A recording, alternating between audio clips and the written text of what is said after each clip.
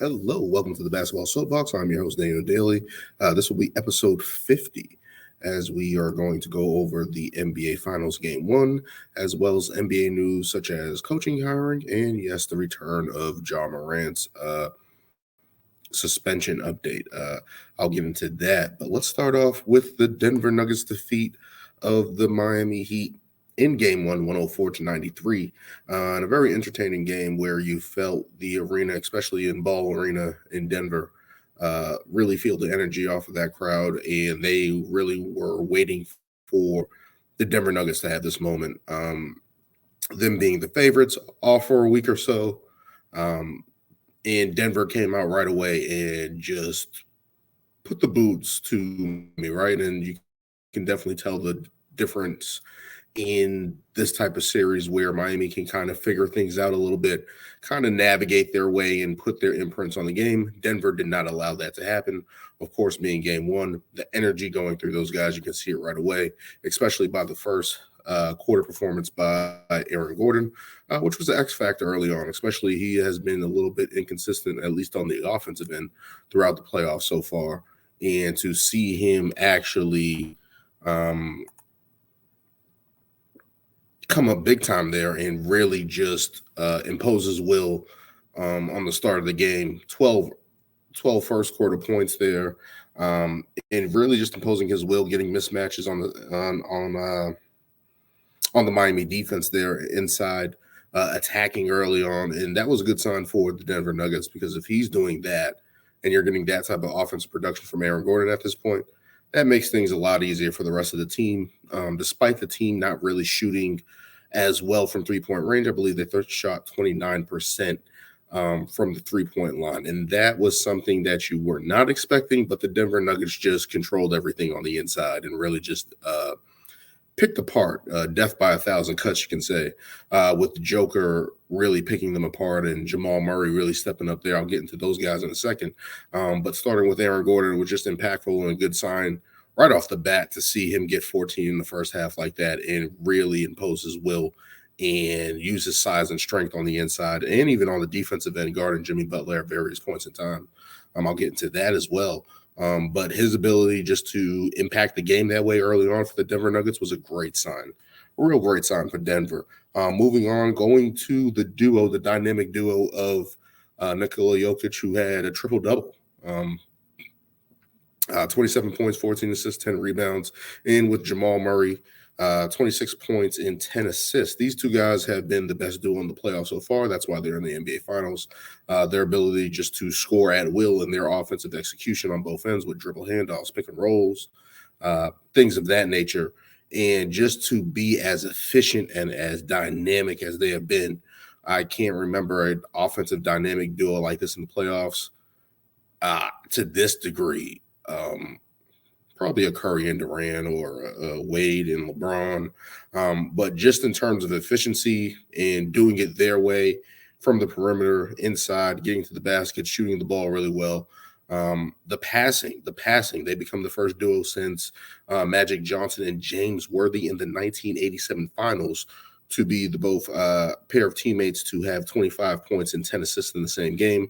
I'm not going to say who the Lakers did that against, but it was a team in Boston, and Lakers had a good showing that day, I should say.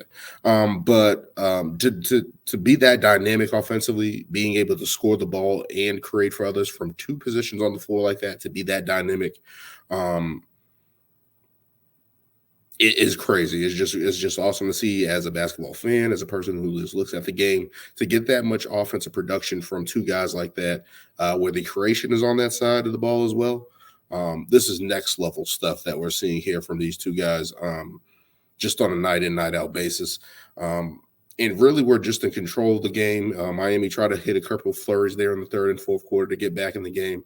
But the Denver Nuggets' efficiency on the offensive end, even though not from 3 point range, the ability to just basically get a lot of points in the paint, hit guys that were cutting, and to score from these two guys to get that much efficiency.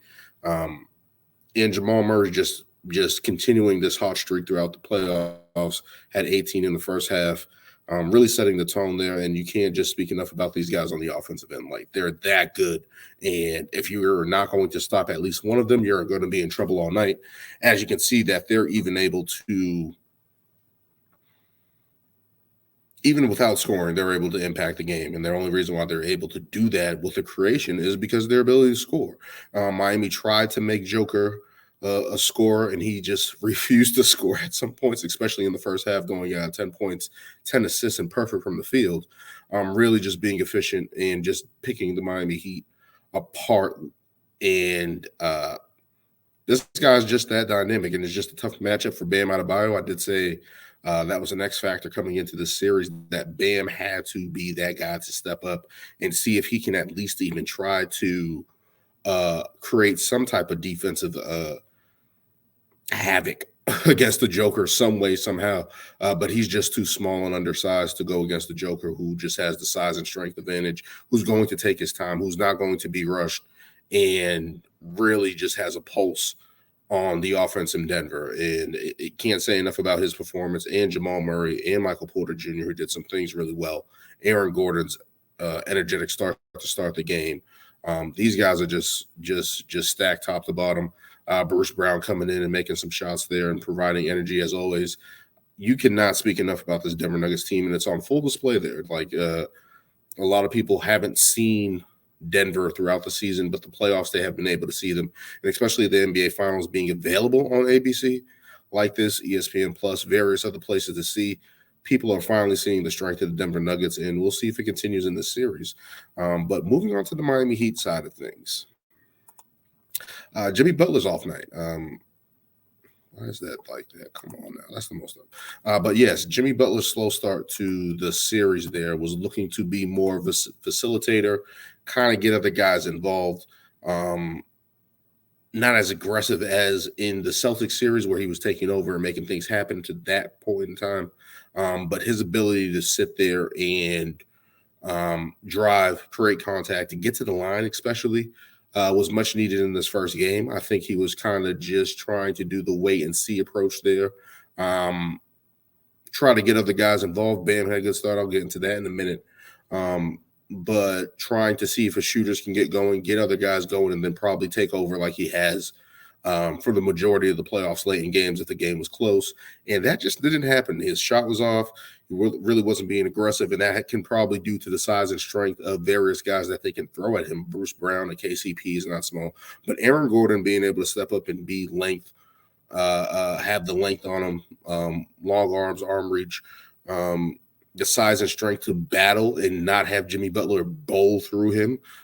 That was on full display there, where Jimmy was hesitant and couldn't really match up against Aaron Gordon.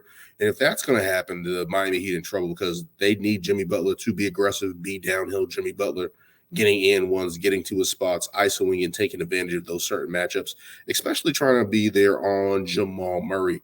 I thought that would have been a matchup that they would take advantage of, and they were just not able to, and he was hesitant, and that led to the game one loss, despite a lot of other guys trying to play well for Miami, as well as a guy that I'm going to talk about right now, Bam Adebayo. Is he building confidence with the 26 points and 13 rebounds that he had in that game? Game one, looking at that, Bam really taking the offensive initiative to try to keep Miami in it, having 8 for 13 in the first half and then 5 for 12. And people are going to sit there and say that he took 25 shots to get 26 points. I'm not going to do that. The fact that Bam was aggressive at all at any point in this game, and the way he was, and to say, hey, yeah, I'm going to take that offensive responsibility and try to score and try to keep us in the game, I'm not going to be mad at that. He's not a three-point shooter. And when you don't get to the line there, he still shot a pretty good percentage from the field. So I'm not going to knock him for that. But Bam is this something that they can take into game two and him continuing to be that offensive force that he was in game one? Maybe this is something that can ease the pressure off Jimmy Butler a little bit, that he knows that he can go to Bam Adebayo and eventually alleviate the shooting woes of the Miami Heat that I'll get into in a minute, probably open up things for those guys to get easier shots and really get them cooking. And it was just the case in game one where Bam, despite his efforts, couldn't offset the effects of Joker on the other end. And it was very difficult because he played well in this game, I thought, and did what he could against this team that was just clicking offensively. So kudos to Bam for actually stepping up where it's been a question in the past if he was going to step up, especially offensively. So for him to come out right away and get 26 and 13, I thought that was a good sign going forward for the Heat. However, the shooting woes in Miami Heat, that was something throughout the playoffs. They have been number one in three-point shooting, 39% from the field. During the course of the regular season, they were not. They were 27th in the league, as I went over in my last video about the Celtics in 7 games. And that was the catalyst of their run to the finals, right? The hot shooting streak that this team had. And looking at this team now, especially in game one, it's only one game, but Caleb Martin, Max Strus, and Duncan Robinson probably had the worst performance they've ever had. Combined going 2 for 23 from the field, which is 8%. And from three-point range, one made by Caleb Martin, one made by Duncan Robinson, 2 for 16 for 12% from the field. And a lot of these shots were open. It wasn't like Denver was trying to take away those threes and make it extremely difficult. The Miami Heat got a bunch of open looks that they were getting similar to in the Boston series and just not hitting. And when you look at the course of this series, if those guys aren't hitting shots and doing their thing from that point standard, that makes things, it condenses the floor for Bam. It condenses the floor for Jimmy Butler, who has been operating with space throughout the playoffs. And a lot of those guys are shooting the ball, which is helping that spread the floor for him. If they're not hitting shots, it's very difficult, especially when Denver is already selling out to stop Jimmy Butler and going to be like, hey, we're going to make everyone else beat us besides you. And looking at the Bam Adebayo situation where he's able to score, that's only going to condense the floor on him eventually. So looking at the Miami Heat shooting woes where they, over the course of the playoffs, have been red hot, it's going to be interesting to see how this continues, because if they are not shooting the ball very well, it makes things very difficult for Bam Adebayo, makes things very difficult for Jimmy Butler, and it also makes things difficult for the Miami Heat in general and Eric Spoelstra to create a game plan. He went with Hayward Highsmith a little bit there in the second half, and he was playing really well, able to get 18 points, a guy that people really haven't heard of unless you're in Miami or have been paying attention a little bit. But he came in and provided a little bit of spark. Gabe Vincent was solid, shooting 50% from the field. So you're just sitting there looking at little things there where Miami can at least point to and say, hey, we had some production here, but the shooting woes, if the shooting woes of the Miami Heat continue in this series so far, like in game one, it's going to be very difficult for them to compete in this series. So looking ahead to game 2, is there any way that Miami can continue to compete? Well, if they're able to knock down shots, right? If Caleb Martin, Max Strus, Duncan Robinson, Kyle Lowry, other guys are able to contribute from the perimeter. Gabe Vincent and Kyle Lowry were only guys that were able to shoot a little bit there from the perimeter and provide some spacing in those key points that they needed it.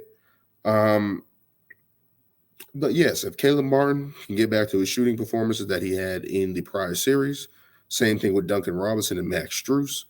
I joke that Max Strus had the shooting performance like Ray Allen. I believe Ray Allen went 0 for 13 in 2010 finals against the Lakers. And the previous game, he was 9 for like 11 from three-point range, breaking the record at that time for most threes in the finals. And then the next game just couldn't hit the side of a barn. So I kind of remember that from similar to Max Strus, where they couldn't hit anything. And Max Strus was 1 for, I can't even remember right now, 0 for 10, I believe, from three-point range. So to see the struggles like that, it's like, at least for Miami's sake point, it's like, it can only go from here, right? It can't get any worse. Hopefully it can't get any worse for them, right? Like there's only room for improvement here, which they have been able to do out there. As for the Denver Nuggets side of things, they did have all the rest there. Looking at the Miami Heat going right into that series after their game, especially ended on Monday the way it did. Coming in on a short rest, they now have another 3 days off. That's Friday, Saturday, and they're going to be back on Sunday. So there's a little rest period here. So to have those legs get a little refreshed there. Is this going to be the chance that Miami can take over and tie the series? And that's encouraging. They only lost by 11 points, right? Like, it wasn't like it was a complete blowout, even though it did look like offensively the differences between the two teams, that Denver stuck out like a sore thumb and demolished Miami, but Miami only held them to 103 points. So looking at that standpoint, if they can continue that on the defensive end and be able to stop the Denver Nuggets continue to stop the Denver Nuggets 3-point shooting, and continue to just find a way to cut off those points in the paint and try to make some shots on the other end. That's really what it came down to. If a couple of those shots from Max Strus, Caleb Martin, Duncan Robinson, if a couple of those shots going, it's a little bit of a different ball game here, because especially with the Nuggets struggling from three, it looked like it would have been a different game. So to see how that plays out in game two is going to be interesting. Denver, of course, took care of game one. They protect home in game one. Can they do it in game two? We shall see. Can Miami answer the call there, especially shoot the ball a little bit better and continue their defense, and see if that gives them enough chance to give Jimmy Butler an opportunity to help them win the game? Moving on here. Just give me a moment. NBA news now. New coach destinations around the league here. A bunch of hires that have happened over this past week and a little bit into last week there. I'll start off first with Ime Udoka going to Houston. There's been a lot of rumblings in Houston all around, especially with Steven Silas being let go this past season. The failure to reach the younger guys there in the locker room kind of broke him, and that kind of story broke out there. But Houston's owner, I can't remember, Tim Fatila, I believe his name is, really wants this team to compete. And it's interesting because he traded James Harden for a bunch of draft picks, didn't really get anything, didn't get Jared Allen and all this other stuff. So to hear him say, hey, I want this team to compete, I want to be in the playoffs, et cetera, maybe because that playoff money. Maybe that's what it is. But in general, he wants this team to compete now. There's rumblings that they're going to go after James Harden. Whatever the case may be, Ime Udoka is the head coach. And Ime Udoka's falling out in Boston. Still doesn't sit right with a lot of people. There's the situation of potential, I don't even know what to call it, but that situation out there that he can't even speak on still. It's interesting because we saw the turnaround with Boston last year. We saw the initiative that he took in the media and with players, and with the owner saying, hey, I want to compete. I think he found the right guy here. Ime Udoka has that ability to reach the younger guys like he did in Brooklyn, like he did in Philly, like he did with Team USA, like he did with the Boston Celtics, with the Jays last year, with Marcus Smart, all those guys there. So there's at least a proven track record, at least of sustained consistency, right? Like, he can do it on different types of levels as a development coach, as a defensive coach, as a head coach. He did get to the NBA Finals. He did have that turnaround last season. There's reports that a lot of the Boston assistants are going to leave the Celtics and go to Houston, which makes sense because those are his guys. That's his staff. There's a familiarity there, and they can actually build this from the ground up. It looks like Houston's going to give these guys full reign to have control over the, not GM roles or anything like that, but do it their way. So Ime Udoka going to Houston, not surprised by that. I think that's a really good hire for Houston. I think that was one of the things there that they were missing, right? Even though Steven Silas, I think, is a good coach. I believe he's a good coach and should get another opportunity somewhere.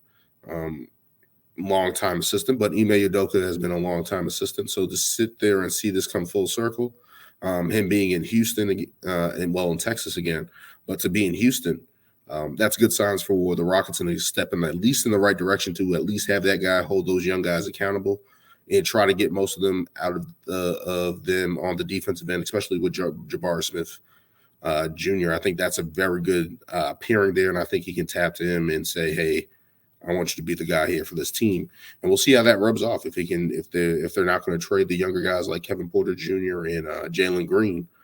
Can he at least right the ship and try to get those guys heading in the right direction?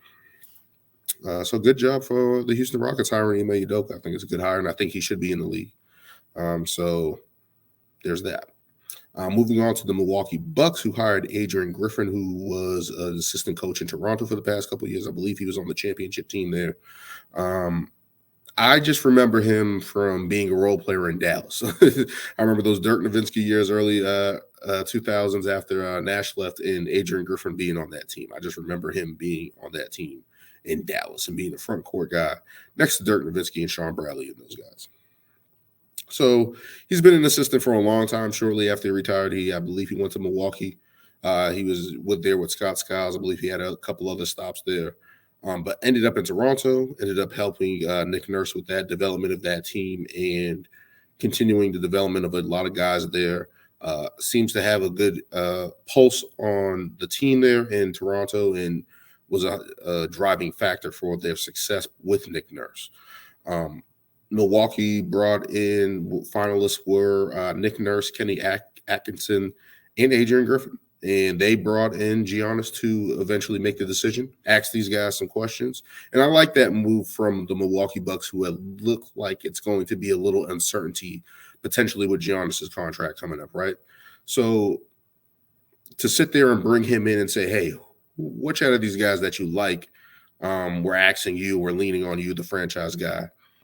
I do like that from the Milwaukee Bucks, and I think that's at least a good sign in the right direction that Giannis actually picked this coach and was there with, Woj said he was there with notebooks, playbooks, asking questions, and apparently this is going to be a little bit more attention on the defensive end, right? And I think that's the thing that Giannis is really looking for, because we all saw there where he was like, yo, I listened to the coach.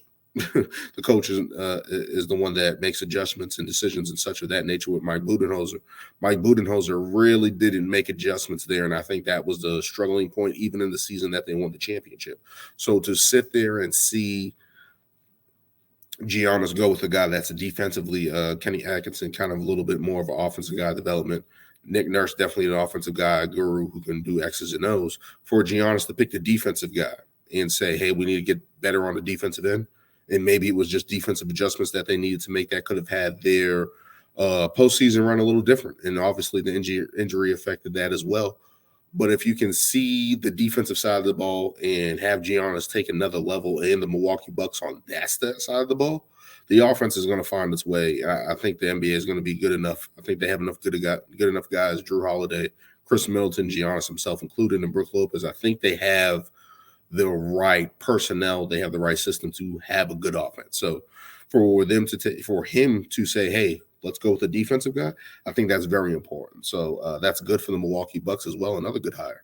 Moving down the road just a little bit, we're going to go to Philadelphia, where they have hired Nick Nurse.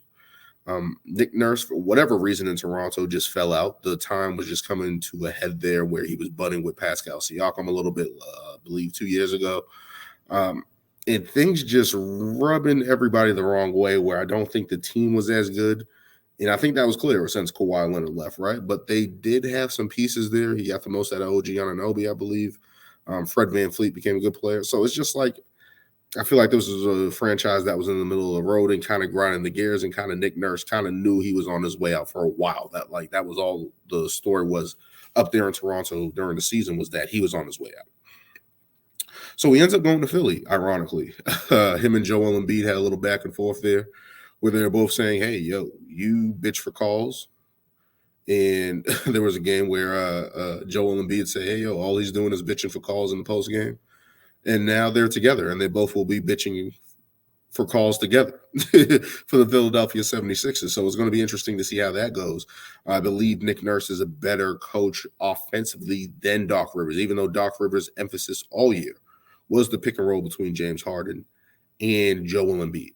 That's one of the main points where you hear the before the season in training camp, when they have them mic'd up, he was like, yo, we're going to be unstoppable in this pick and roll. James Harden and Joel Embiid. And that was just simple from a standpoint that you would put your two best players in the pick and roll. Doc Rivers tried to emphasize that a lot more. I think Nick Nurse can bring a different level of offensive game planning a little bit there to get other guys a little bit more involved. He's not afraid to play the bench, which Doc Rivers at times was. He's going to put guys in the best position. I believe Nick Nurse is going to do that and put guys in different situations where they can succeed. I think Tyrese Maxey is going to be the benefactor of that. Probably get Tobias Harris a little bit more juiced, a little bit more going. get these other guys there, get more shooters involved, get a little bit more stability there offensively, where we saw it kind of break down at times for Philadelphia. But it's going to be a question, of course, of Joel Embiid's health. Of course, if James Harden is going to resign. That is the biggest thing. If they lose James Harden for nothing, or James Harden decides to do a sign and trade, whatever they get back, they have to get accountable pieces. And of course, Daryl Morey has a plan. He's one of the better GMs in the league to try to figure out and piece together something behind Joel Embiid. And I'm pretty sure he's going to try to do that, especially after getting the MVP for Joel Embiid there last year in Philadelphia. The campaign that they were on, I'm pretty sure they're going to try to put as many resources behind Joel Embiid to make sure this is a successful run and try to get back to a championship.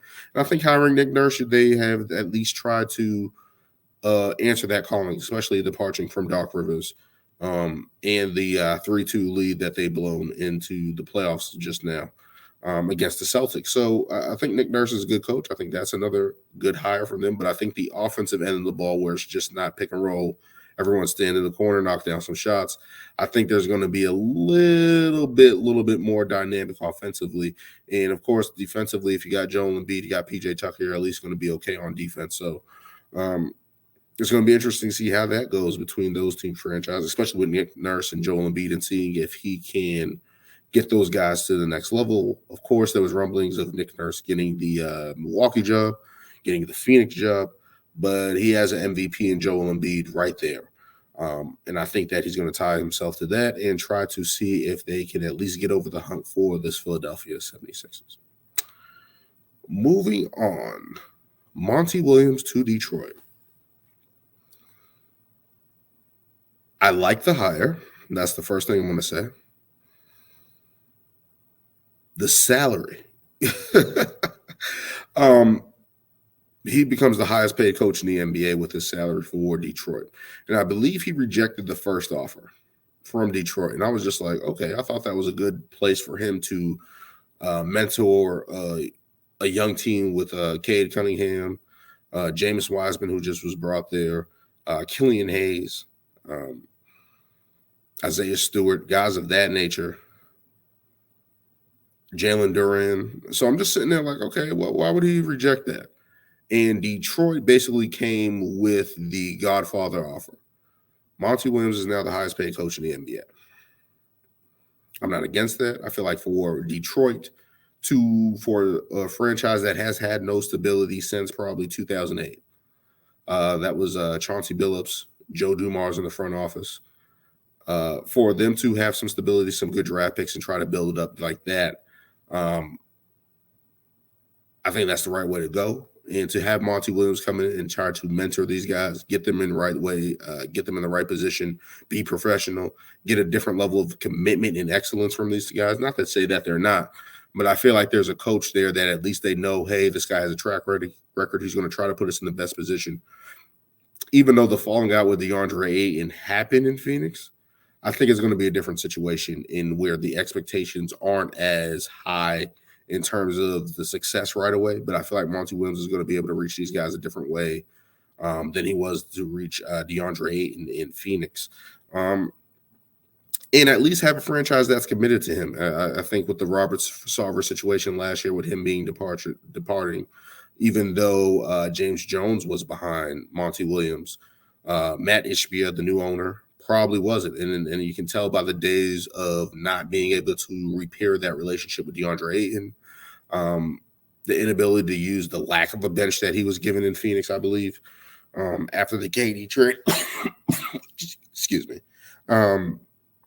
So to see that play out, I feel like there's at least a commitment there behind him.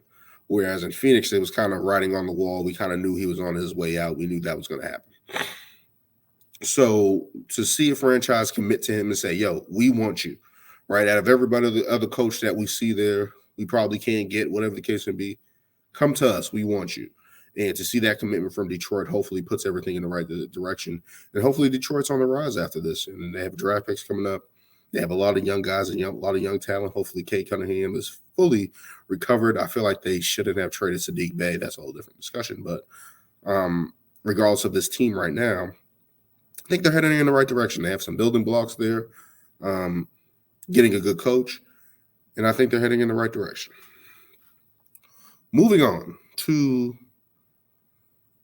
the surprise hire, to me at least.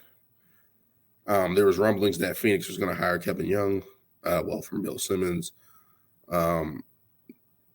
Nick Nurse was looking at that job. Doc Rivers was looking at that job.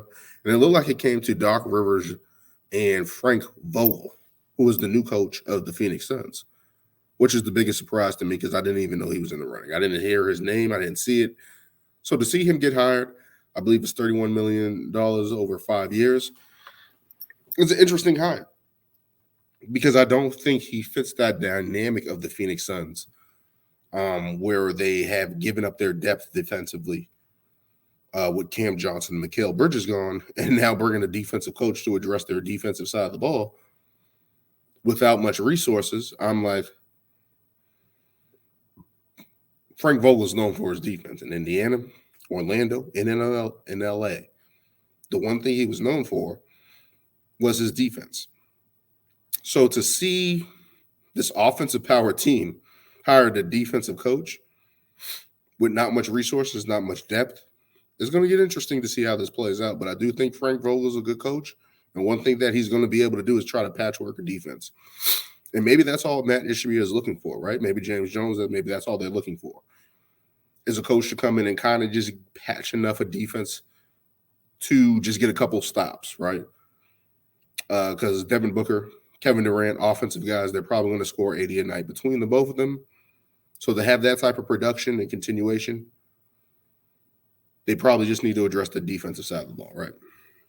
So it's going to get interesting to see how that goes. And I thought it was a shock of a hire, especially hearing Frank Vogel visiting the Celtics last year. I thought he was going to join as an assistant. But as I told some people, I'm like, if a head coaching job comes up, it's in Phoenix, Arizona. You got Devin Booker and Kevin Durant. You have a chance to run your own ship. You're going to take that job regardless. So to see that pan out there, and I think it's going to be a weird hire, but I think he's going to be able to work his way through it. Frank Vogel's been a battler. He's not going to be afraid to address guys and put them in the right spots, especially defensively, and hold them accountable, especially on that end, which I think Phoenix needs to be held accountable on that end. So it's going to be interesting to see what they do roster-wise with Chris Paul. It's going to be interesting to see if DeAndre Ayton's still on the team, which I do not think he will be. So we'll see how that goes for Phoenix. Toronto was the last coaching vacancy there. I believe they're talking to Sergio Scarmall. I can't remember his last name, but he's an international coach. A lot of international experience. He's been on assistant with them. Is Mike Budenholzer going to be there? I'm pretty sure Doc Rivers isn't going to want to take that job. So I think those guys are out. Are there potential vacancies that could open up during the course of the year? Probably, that those guys can enter in and see a good situation. So it's interesting to see Doc Rivers and Mike Budenholzer, two guys who are prominent coaches in the league, now out of it. So, and especially with Toronto, it doesn't look like anyone's going to take that job between those guys. So it's going to be interesting to see where those guys. It's going to be interesting to see who does take that Toronto gig. So we should see what happens there with those coaching.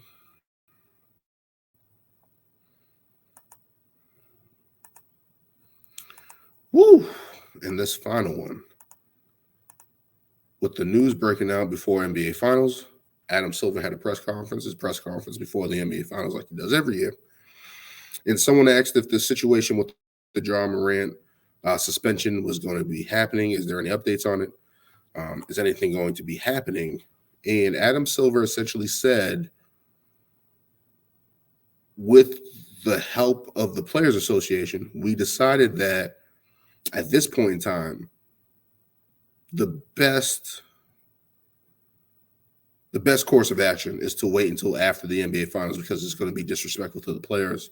It's going to take away from the finals. So he said he's going to address that after the finals, before the draft. So that was expected when I heard them talking about the Ja Morant suspension potentially looming.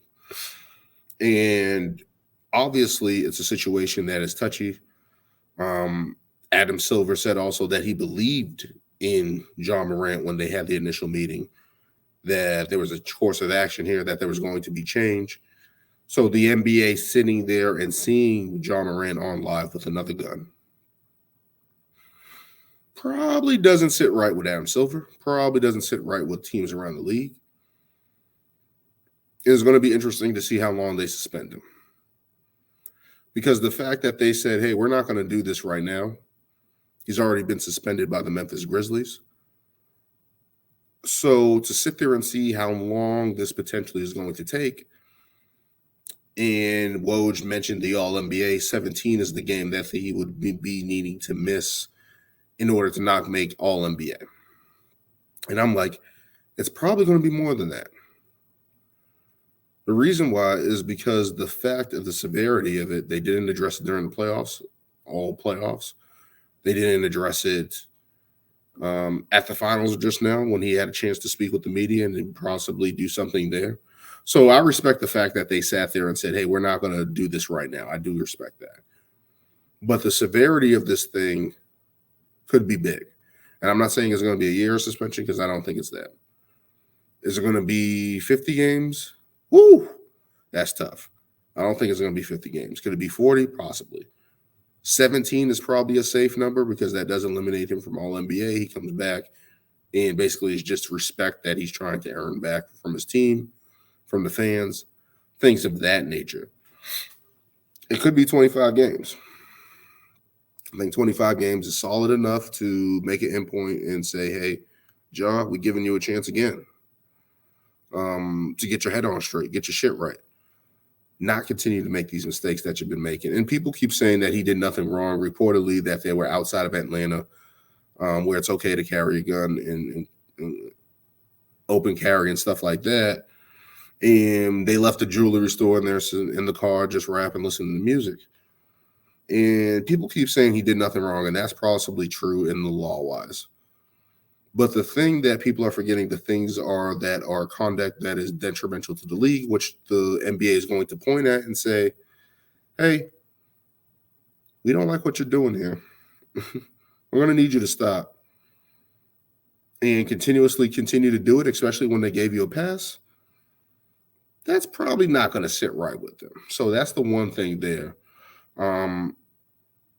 And it just brought me to say what Carmelo Anthony said when he was in trouble with David Stern.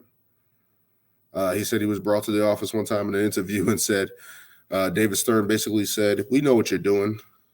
We know who you're with. We know who they're with. We know what they're doing.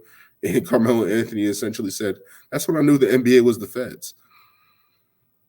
The NBA has worked hard to distance themselves from that type of behavior, right? Like there's the drug era that they fought through, the hip hop era that they fought through, the dress code initiative that they brought in, which rubbed a lot of people the wrong way. A lot of the fights that happen on the court, they try to distance themselves from all of that because it's just not beneficial to the game. As much as people like it, as much as people try to glorify it, that's not stuff people want to see. So to see Ja Morant in this situation, unfortunately, for Memphis, because Memphis is on the rise, they have Desmond Bane, Jaren Jackson Jr., Steven Adams, all these guys, Xavier Tillman, all these guys that are playing real well. The Memphis Grizzlies playing real well. So to see this here now transpire and potentially cost them wins, because Ja Morant's a winning player. Let's not get that out of the case. Right? So for him to continue to get these chances, I hope Ja Morant turns it around. Hope he returns to his team next season. And the Grizzlies are in the playoff hunt. They're in a contender hunt because that's where they should have been this year. And that's why I believe they're going to be next year if Ja Morant is available. But we have to see what the suspension is. We have to see what happens there. And hopefully it works out well for Ja, man. Like, we don't want Ja Morant off TV. We don't want Ja Morant off of the Grizzlies. We don't want Ja Morant off our TV screens. He's that impactful as a player. And whatever is happening off the court, hopefully he can sort it out so we can play basketball. That's all we want. We don't want all this other extra shit. We don't want Ja Morant suspended. We don't want him to be made an example of, which I think the NBA is going to do, because it's like, yo, we can't have this trickle down to anybody. Other teams are watching this. So this is something definitely that will be addressed. And it's going to be interesting to see how this picks up after the NBA Finals, because obviously it's going to be happening before the draft. So definitely going to be listening and on the keep out for that whenever the NBA Finals ends, and seeing what happens to Ja Morant, because it's going to get interesting. It's definitely going to get interesting, especially with their season being over. He's going to be serving a full suspension possibly. So it's going to be interesting to see how long it is. I don't think it's going to be a season. I hope it's not a season. So we'll see how that turns out. But that will do it for this episode of the Basketball Soapbox. Obviously, we're going to go game by game here in the NBA Finals. Obviously, continuing with ring takes. I believe Brian's going to be on vacation a little bit, so we'll see how that works with timing. The Bloodline storyline has picked up again. But continuing with the NBA Finals, more news is going to come out. Hopefully, have some guests on soon.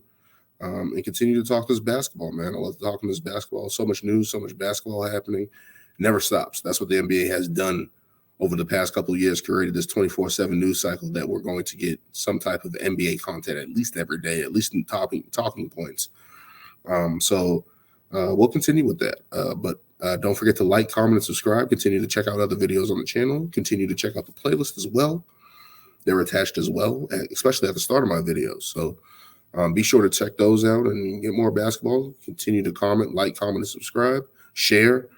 And thank you for joining me on this one. And until next time.